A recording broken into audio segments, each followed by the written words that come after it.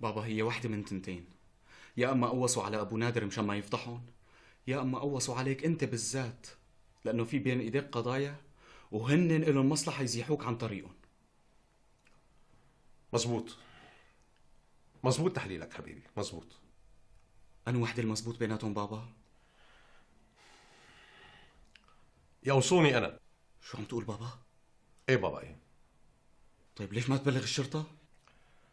الشرطة والأمن عندها خبر وعم تحميني بكل محل بروحه. خلص أنت هدي أعصابك، اطمن.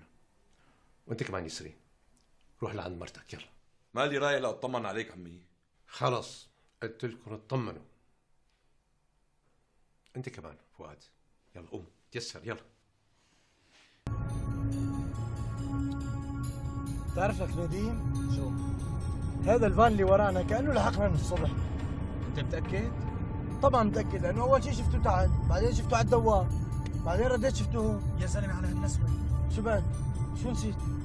لك يا زلمة لازم من زمان أنا أهتم لهيك شغلات، راحت عن بالي. يعني ممكن يكونوا عم يلحقونا؟ طبعا ممكن يكونوا عم يلحقونا. يا الله شو بدنا نساوي؟ مضوعون هلا مضوعون. دير بالك بس شوي شوي ضوعنا نحن هسه. محسوبك شوفير. لك يا زلمة أنا بخاف من السرعة. لا تخاف.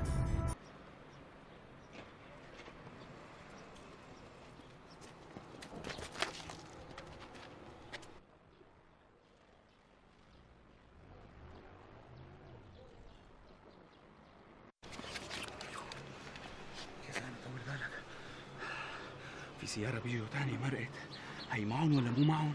لا هذول لحالهم بس كمان شفتهم أنا. معناتها في طرفين عم يراقبونا.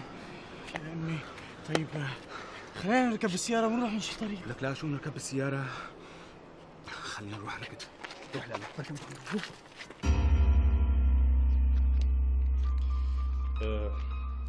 من لك هذا الدفتر؟ هذا دفتر إلي ومعمل لي فيه وكالة، إذا بتحب تشوفها. شفتها، بس مين اللي بعت اياه؟ الأستاذ وليد. وليد وينه هلا؟ ما بعرف، هو باعني إياهم وبعدين ما عاد شفته. اسمع يا ابني، إذا بتقول لي وين وليد أعطيني هدول بالأول وبعدين كمل. ماشي. إذا بتقول لي وين وليد راح اشتريها منك وراح ادفع لك فيهم مبلغ ما بتحلم فيه أبدا. يعني هلا ما بدك تشتريهم؟ لا بدي اشتريهم. هو الحقيقة في حسابات بيني وبين وليد، إذا بتقول لي وينه راح اشتريهم منك وادفع لك إكرامية ما بتحلم فيها. يعني أنت ما راح تشتريهم إلا إذا شفت وليد؟